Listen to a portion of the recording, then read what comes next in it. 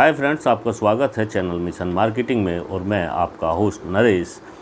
आज इस वीडियो में हम लोग चर्चा करने वाले हैं कि जो केमिकल्स हम लोग इस्तेमाल कर रहे हैं क्या वो घातक हैं, क्या इनसे नुकसान हो सकता है और किस प्रकार इनके नुकसानों से बचा जा सकता है।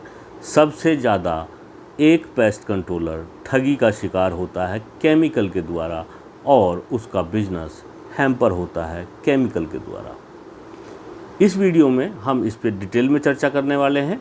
जो लोग नए हैं इस चैनल पे वो मेरे चैनल को सब्सक्राइब कर लें, लाइक शेयर कर दें और बेल आइकन दबा करके नोटिफिकेशन ऑन कर दें ताकि हमारा नोटिफिकेशन आप तक सबसे पहले पहुंचे। आइए सीखते हैं कुछ नया। मैं आपको एक सूचना और दे दूं, यहाँ बहुत ज़रूरी आवश्यक सूचना है। हमने एक नया चैनल आज ही शुरू किया है असल खेती के नाम से। इसका लिंक डिस्क्रिप्शन में नीचे दे दिया गया है। यदि आप खेती बाड़ी या फिर उससे संबंधित कोई भी एग्रीकल्चर सूचना या उसकी प्रौद्योगिकी के बारे में जानना चाहते हैं, आपका इंटरेस्ट है खेती बाड़ी में, आप किसान हैं या आपके घर परिवार में खेती होती है, तो हमारे चैनल को सब्सक्राइब कर लीजिए। वहाँ हम खेती संबंधित बहुत सारी सूचनाएं और नई नई टेक्नोलॉजी की वीडियो अपलोड करते रहते हैं। तुरंत इसको सब्सक्राइब कर लीजिए और जो आपके साथी हैं जो खेती से जुड़े हुए हैं और उनको खेती संबंधित सूचनाओं की ज़रूरत पड़ती है, उनको फॉरवर्ड कर दीजिए। अब बात करते हैं केमिकल और उससे होने वाले नुकसान की। देखिए, किसान हो या पेस्ट कंट्रोलर ऑपरेटर, जब आप किसी केमिकल शॉप से कोई केमिकल परचेज़ कर लेते हैं और उसका इस्तेमाल करते हैं, इस्तेमाल करने के बाद जब रिजल्ट्स नहीं आते हैं तब आपको पता चलता है कि केमिकल्स में कुछ प्रॉब्लम थी। कई बार तो रिजल्ट्स हमारी गलतियों की वजह से नहीं आते हैं और कई बार रिजल्ट्स नकली या जो बेकार वाले केमिकल होते हैं, कम गुणवत्ता के केमिकल होते हैं, उनकी वजह से भी रिजल्ट ना के बराबर आते हैं। ऐसा कैसे हो सकता है कि आपने जो है कंप्लीट डोज का भी कैलकुलेशन किया है, सारी सावधानियां बरती हैं और उन सब को बरतने के बावजूद भी आपके रिजल्ट्स नहीं आ रहे हैं, तो चेक कर लीजिए कहीं आपका केमिकल तो ख़राब नहीं। केमिकल ख़राब से मतलब ये है कि उसकी डेट ऑफ मैन्युफैक्चरिंग चेक कीजिए, डेट ऑफ एक्सपायरी चेक कीजिए, किस श्रेणी और केमिकल की एक्सपायरी और केमिकल की गुणवत्ता दोनों जांच लीजिए।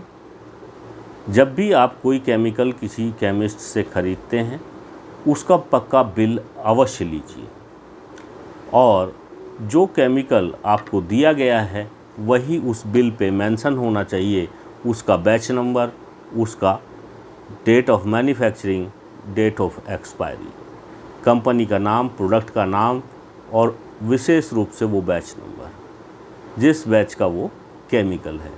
यदि आप ऐसा करते हैं तो जो बेचने वाला है वो आपको कोशिश यही करेगा कि प्रोडक्ट हमेशा जेन्युइन ही जाए, क्योंकि जब पक्का बिल जनरेट होता है तो उस पक्के बिल पे कुछ टैक्सेस होते हैं और वो टैक्सेस पे किए जाते हैं आपके द्वारा, जैसे कि जीएसटी, और उसकी सूचना, उसका रिकॉर्ड उस व्यापारी को और उस कंपनी दोनों को देना होता है। कहीं ना कहीं उनके अकाउंट टैली होते हैं और यदि टैली होते हैं तो वो वही केमिकल आपको देगा जो केमिकल सही है और जो केमिकल उसने पीछे से परचेज़ किया है। जो भी नकली या 2 नंबर के केमिकल्स होते हैं उनके कोई बिल नहीं होते हैं और वो विदाउट बिल ही सेल किए जाते हैं। विदाउट बिल यदि आपने केमिकल ख़रीदा है और आपने ये जान भी लिया है कि वो केमिकल नकली है तो भी आप कोई कार्रवाई नहीं कर पाते हैं। ऐसी स्थिति में सबूतों के अभाव में सामने वाला छूट भी सकता है।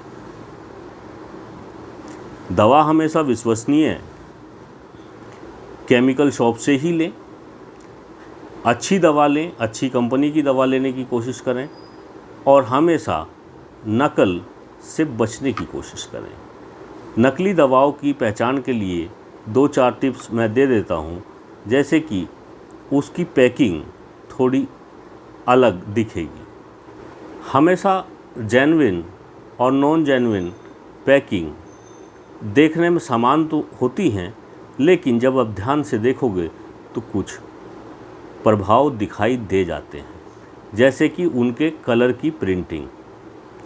नकल में प्रिंट जो होता है ज़्यादा भड़काऊ कलर होते हैं, ज़्यादा एट्रैक्टिव दिखाई देते हैं और उभरे हुए कलर होते हैं। कई बार प्राइस जो है पन्नी के ऊपर लिखा जाता है, बोतल पे प्रिंट नहीं होता है।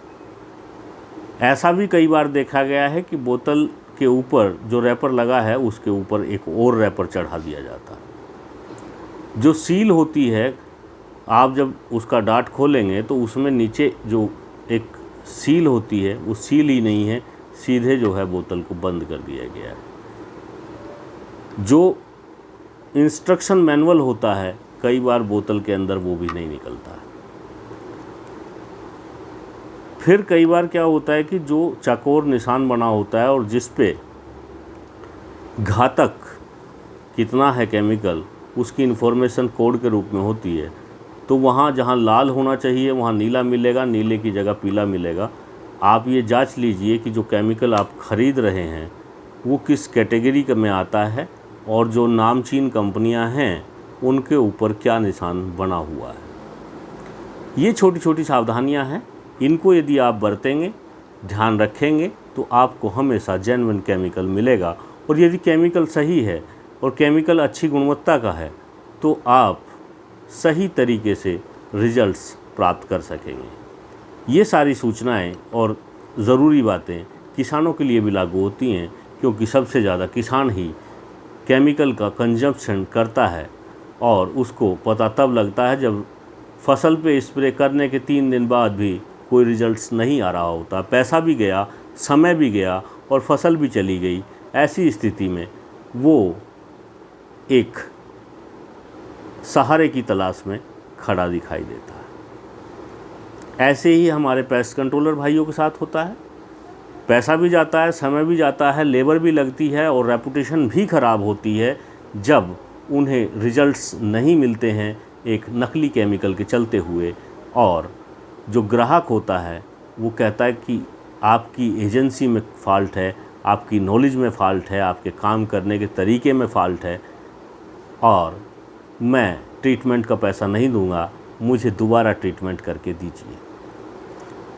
वहाँ उस केमिकल शॉप वाले का कुछ भी नहीं गया। आप जब उससे दोबारा सामान खरीदते हैं तो वो फिर पैसा लेता है। तो आपका पैसा फ्री का नहीं है। जहाँ आपने 400 रुपये दिए हैं उसको 10, 20, 50 रुपये टैक्स में भी दे दीजिए और उसको कहिए हमें जेन्युइन और पक्का बिल दे दीजिए। और साथ में ये भी समझा दीजिए कि किसी प्रकार से यदि केमिकल में कोई फॉल्ट मिला तो ये बिल उसी के लिए है। निसंदेह आप कार्रवाई कर दीजिए, तभी जाकर के सुधरेंगे केमिकल की कंपनी वाले भी और बेचने वाले भी। केमिकल में सबसे ज़्यादा गड़बड़ियाँ आती हैं। मैं ये नहीं कह रहा हूँ कि सारी कंपनियाँ घोटाले करती हैं, सारी कंपनियाँ ख़राब केमिकल देती हैं, या जिन कंपनियों के रिव्यू हम करते हैं वही कंपनियाँ सर्वोत्तम होती हैं, ऐसा कुछ भी नहीं है। जो जेन्युइन प्रोडक्ट हैं वो जेन्युइन ही रहेंगे। उनकी नकल करने वाले लोग मार्केट में डुप्लीकेट कॉपी बना करके बेच देते हैं और वो माध्यम से बिकती है केमिकल शॉप की। यदि केमिकल शॉप वाला उस प्रोडक्ट को अपनी शॉप पे रखेगा ही नहीं तो बनाने वाला बना करके भी बेच नहीं पाएगा। इसलिए सतर्क रहें, सावधान रहें और अच्छी गुणवत्ता वाले अच्छे प्रोडक्ट खरीद के इस्तेमाल करें। हमेशा आप भी खुशहाल रहें और देश को भी खुशहाल रखें। धन्यवाद।